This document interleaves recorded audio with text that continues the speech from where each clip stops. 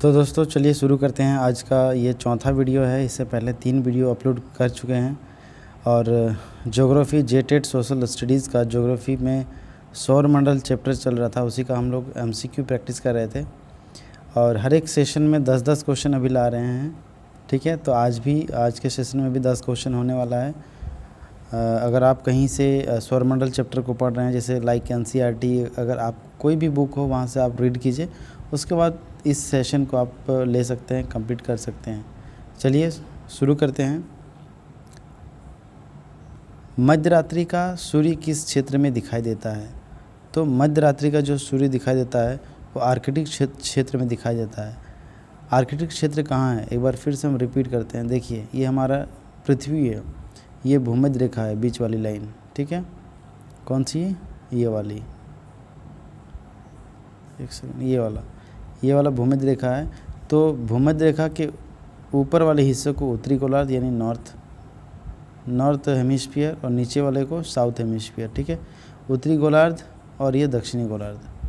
ठीक है दोस्तों, तो ये जो है आर्कटिक वृत्त ये वाला हिस्सा है। नीचे वाला को अंटार्कटिका कहते हैं। अंटार्कटिका क्षेत्र नीचे में आता है और ऊपर में आता है हमारा आर्कटिक क्षेत्र। ठीक है, तो आर्कटिक क्षेत्र में जो है मध्यरात्रि का सूर्य दिखाई देता है। इसका रीज़न क्या है ना? इसका रीज़न है कि उस समय जो है हमारा जो सन है, सूरज जो है वो उच्च अक्षांशीय क्षेत्र में रहता है।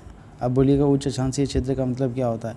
जैसे मान लीजिए ये हमारा पृथ्वी है, तो ये 0 डिग्री अक्षांश रेखा है जिसे हम भूमध्य रेखा कहते हैं, या फिर इक्वेटर कहते हैं इंग्लिश में, इक्वेटर, और या फिर भूमध्य रेखा जो भूमि को 2 बराबर भागों में बांटती है, या फिर हम क्या कह सकते हैं 0 डिग्री अक्षांश रेखा।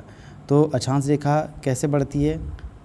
जब विषुवत रेखा से ऊपर की ओर जाते हैं तो अक्षांश रेखाओं की संख्या बढ़ती जाती है और फिर नीचे तरफ आते हैं तो भी बढ़ती जाती है। तो मध्यरात्रि सूर्य का एक एग्जांपल हम इससे पहले भी बताए थे कि नॉर्वे जो है वो अटलांटिक महासागर के आसपास में है, मतलब यूरोप का एक कंट्री है नॉर्वे। तो नॉर्वे में जो है मध्यरात्रि का सूर्य दिखाई देता है वहाँ पर, क्योंकि वहाँ भी आर्कटिक क्षेत्र है, आर्कटिक क्षेत्र के काफ़ी करीब है। ठीक है, चलिए हम इसका व्याख्या देख लेते हैं। व्याख्या देखिए, आर्कटिक पृथ्वी के उत्तरी ध्रुव के आसपास के क्षेत्र को ठीक उसी प्रकार कहते हैं जिस तरह दक्षिणी ध्रुव के आसपास का क्षेत्र अंटार्कटिका। जैसे अभी मैंने आपको बताया कि मान लीजिए ये पृथ्वी है, तो नीचे वाले हिस्से को दक्षिणी ध्रुव, ऊपर वाले को उत्तरी ध्रुव, और ऊपर में जो है आर्कटिक क्षेत्र है, नीचे में अंटार्कटिक क्षेत्र है। आर्कटिक वृत्त के उत्तर में क्षितिज के ऊपर प्रति वर्ष सूर्य कम से कम एक दिन यानी 24 घंटे के लिए दिखाई देता है, इसलिए आधी रात को भी सूर्य दिखाई देता है। और क्षितिज के नीचे प्रति वर्ष सूर्य कम से कम एक दिन 24 घंटे के लिए दिखाई नहीं देता। ठीक है, देखिए कितना स्पष्ट करके व्याख्या में दिया गया है। इसलिए दोपहर को भी सूर्य दिखाई नहीं देता। ठीक है, अब यहाँ पर और क्लैरिफाई के साथ समझ सकते हैं। जैसे हमारी ये अर्थ है ना, तो अर्थ का जो उत्तरायण बोला जाता है हिंदी में, उत्तरायण, तो हमारी जब सन है, सूर्य जो है, जब ये उत्तरी गोलार्ध के एरिया में रहता है तो जाके आर्कटिक क्षेत्र में क्या दिन दिखाई देता है। कितना घंटा? दिन की अवधि कितना जो है, कम से कम 24 घंटा, 12 से 24 घंटा तक का दिखाई देता है। देखिए कहाँ गया, ये देखिए, कम से कम एक दिन यानी 24 घंटे के लिए दिखाई देता है। तो वही रीज़न है कि सूर्य जो है विषुवत रेखा से ऊपर यानी उत्तरी गोलार्ध में जब होता है तो यहाँ भी दिखाई देता है, और जब दक्षिणी गोलार्ध के वाले हिस्से में होता है तो भी सूर्य जो है 24 घंटा के लिए कम से कम दिखाई देता है। ठीक है, यही था इसका रीज़न। आगे बढ़ते हैं। अगला क्वेश्चन है, सूर्य में काला धब्बा क्या है? तो सूर्य में जो काला धब्बा है वो ऑप्शन नंबर सी, धब्बे वे स्थान है जो प्रकाश उत्सर्जित करने में असमर्थ है। अब धब्बा जो है, देखिए ऐसे तो जानते हैं कि सूर्य जो है वो गैसों का एक गोला है। ये जो सूर्य है इसमें गैस ही तो है, सब कुछ गैस है, और उसी गैस से निर्मित हुआ है हमारा सन, और उसी से जो है लाइट उत्सर्जित होता है और हमारी पृथ्वी तक पहुंचता है। और संपूर्ण ब्रह्मांड में अगर बात करें ऊर्जा का जो स्रोत है वो सूर्य ही है। सूर्य ही हमको ऊर्जा देता है। ठीक है, परावैंगनिक किरण के रूप में और जितनी सारी चीज़ें सब मतलब जितना है पृथ्वी पूरे ब्रह्मांड में सब एनर्जी का स्रोत जो है हमारा सूर्य ही है। ठीक है, तो इसका रीज़न क्या है देखते हैं। चुंबकीय प्रभाव के कारण कुछ जगहों पर सूर्य की सतह पर तापमान अपने आसपास के वातावरण से कम हो जाता है। यह जगह ही हमें काले धब्बे के रूप में दिखाई देती है। इन धब्बों से प्रकाश उत्सर्जित नहीं होता है। देखिए कितना अच्छा क्लैरिफाई है कि चुंबकीय प्रभाव के कारण कुछ जगहों पर यानी सूर्य की सतह पर तापमान अपने आसपास के वातावरण से कम होता है। मान लीजिए यह हमारा सन है, तो क्या मैग्नेटिक इफेक्ट के कारण कुछ जगह ऐसे होता है जहाँ पर जो है क्या होता है, वातावरण कम हो जाता है, जिस वजह से यहाँ पर काला धब्बा दिखाई देता है। और इस काले धब्बे में क्या होता है, प्रकाश यानी लाइट जो है नहीं निकल पाता है। ठीक है, प्रकाश उत्सर्जित नहीं हो पाता है। तो यही इसका रीज़न है। काला धब्बा किसको कहते हैं, तो वही उसी को कहते हैं जहाँ से लाइट उत्सर्जित नहीं होती है। चलिए आगे बढ़ते हैं। अगला क्वेश्चन है, सूर्य के रासायनिक मिश्रण में हाइड्रोजन का जो है प्रतिशत कितना होता है। तो हाइड्रोजन का प्रतिशत होता है 73.46%, लेकिन उसको हम ऐसे मतलब क्या है, मूल रूप में कह सकते हैं कि 74, ठीक है 74% होता है। तो इसका ऑप्शन ए के साथ चला जाएगा। आगे बढ़ते हैं। ये देखिए मेनली जो है नाभिकीय संलयन होता है सूर्य में, और नाभिकीय संलयन के फलस्वरूप क्या देख पाते हैं कि मेनली जो है सूरज में हाइड्रोजन और हीलियम का संलयन होता है। लेकिन उसके अलावा भी देखिए, जैसे हाइड्रोजन है तो 74 पकड़ लिए और हीलियम है तो 24 पकड़ लिए, मान के चलिए, तो कुल मिला के 98 समथिंग होता है। उतना जो है ये हाइड्रोजन और हीलियम को मिला के है। बाकी आप देख सकते हैं ये सारे तत्व भी सन में यानी हमारी सूर्य में है मौजूद होती है। जैसे ऑक्सीजन भी है 0.77%, कार्बन भी है 0.29%, लोहा भी है 0.16%, गंधक भी है 0.12%, नियॉन भी है 0.12%, ऐसे करके नाइट्रोजन है, सिलिकॉन है, मैग्नीशियम है। तो ये सारे तत्व भी मौजूद होते हैं। ठीक है, ये बहुत अंदर की बात है, लेकिन मेनली क्या होता है, हाइड्रोजन और हीलियम का संलयन होता है। आगे बढ़ते हैं। अगला क्वेश्चन है कि निम्नलिखित में से कौन एक तारा है।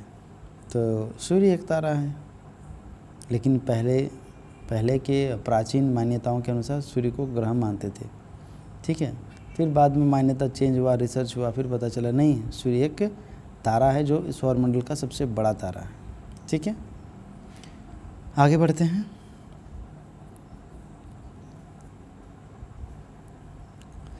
सौर पृष्ठ पर लगभग कितना तापमान होता है। सौर पृष्ठ कहने का मतलब सूर्य का जो सतह है, जो सरफेस है, ये वाला इलाका, ठीक है, उसमें कितना टेम्परेचर होता है। तो 6000 डिग्री सेल्सियस। अब सोचिए 6000 डिग्री सेल्सियस बहुत ज़्यादा होता है। इतना ज़्यादा जैसे लोहा जो है 1430 डिग्री सेल्सियस में पिघल जाता है। सोचिए कोई अगर लोहा मेटल है वो 1430 डिग्री सेल्सियस में पिघल जाता है, लेकिन ये हमारा सूर्य जो है इसका जो सरफेस का टेम्परेचर है वो 6000 डिग्री सेल्सियस, मतलब बहुत बड़ा अमाउंट में ये गर्मी उत्सर्जित करता है। और सोचिए इसके सामने अगर कोई भी ठोस पदार्थ पर लेके जाएंगे ना तो सब खत्म हो जाएगा, चकनाचूर हो जाएगा। ठीक है, चलिए आगे बढ़ते हैं। सूर्य की सतह पर हाइड्रोजन के अलावा दूसरा कौन सा बहुतायत मात्रा में पाया जाता है। तो दूसरा क्या था, एक हाइड्रोजन है और एक हीलियम है। तो ये ऑप्शन ए के साथ जाएगा, हीलियम जो कि 24.85% पाया जाता है। ठीक है, ये हीलियम का इतना प्रतिशत है और हाइड्रोजन का 74%। इतना बार प्रैक्टिस हो रहा है कि आपके दिमाग में घुस जाना चाहिए। ठीक है, आगे बढ़ते हैं। सूर्य प्रकाश धरती पर पहुंचने में कितना मिनट लेता है। सूर्य का जो मतलब सनलाइट है हमारी अर्थ तक पहुंचने में 8.3 मिनट का टाइम लेता है। कितना, 8.3 मिनट। ठीक है, सूर्य से पृथ्वी की औसत दूरी अगर बात करें तो 14 करोड़ 96 लाख किलोमीटर है। इतना डिस्टेंस में 14 करोड़ 96 लाख। ठीक है, आगे बढ़ते हैं।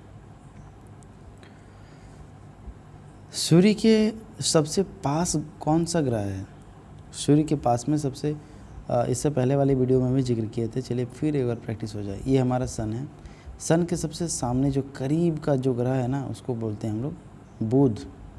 उसके बाद कौन सा है ना शुक्र, उसके बाद कौन सा है ना पृथ्वी, उसके बाद कौन सा है ना मंगल। देखिए बुध, शुक्र, पृथ्वी और मंगल।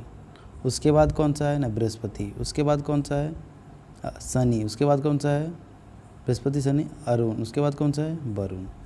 ये भी एक सीरीज है, इसको भी याद कर सकते हैं। क्या क्या मैंने बताया, बुध, शुक्र, पृथ्वी, मंगल, बुध, शुक्र, पृथ्वी, मंगल। ये 4 जो ग्रह है इसको हम लोग आंतरिक ग्रह कहते हैं, जिसे हम क्या बोलते हैं, हाँ आंतरिक ग्रह है ये ना, यानी इसको पार्थिव ग्रह भी बोल सकते हैं। ठीक है, ये आंतरिक ग्रह है। और ये जो बचा ग्रह है जो पृथ्वी, शनि, अरुण, वरुण, ये बाह्य या बृहस्पति सदृश ग्रह है। ठीक है, ये वाला, तो ये भी क्वेश्चन आता है। एक बार रिपीट हो गया आराम से प्रैक्टिस के लिए। और जो बुध है इसका परिक्रमण अवधि, मतलब कोई भी पिंड जो है सौरमंडल की अगर बात करें तो जितने सारे ग्रह हैं ना वो क्या करते हैं, सूरज की चक्कर काटते हैं एक दीर्घ वृत्ताकार में, इलिप्सिकल मोड में जो है चक्कर काटता है।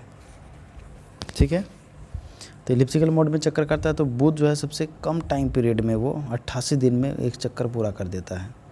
तो चक्कर पूरा करता है उसको नक्षत्र दिवस कहा जाता है। ठीक है, आगे बढ़ते हैं। यहाँ पे दे ही दिया है, बुध नक्षत्र में एक वर्ष में दिनों की संख्या कितनी होती है। देखिए नक्षत्र की बात करें तो एक परिक्रमण की अवधि को ही नक्षत्र कहा जाता है। ठीक है, क्या कहा जाता है, नक्षत्र कहा जाता है, नक्षत्र। ठीक है, तो इसका कितना होगा 88 डेज। आगे बढ़ते हैं। किस ग्रह में चंद्रमा की तरह कलाएं होती है। तो चंद्रमा की तरह कलाएं किस में होती है, तो बुध ग्रह में होता है। ठीक है ना, बुध की धरती जो है क्रेटरों से अटी पड़ी है तथा बिल्कुल हमारे चंद्रमा जैसी नज़र आती है।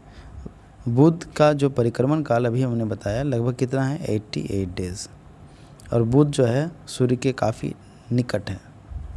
ठीक है, यहाँ पर ये वीडियो समाप्त होता है। उम्मीद करते हैं कि ये वीडियो आपको अच्छी लगी होगी। और जो जेटेट के सिलेबस में मेंशन है जो चैप्टर है, मेरी माने तो उन चैप्टर को पहले वहाँ से टॉपिक को पढ़िए, फिर उसके बाद इस सेट को प्रैक्टिस करेंगे तो आपको काफ़ी अच्छा लगेगा।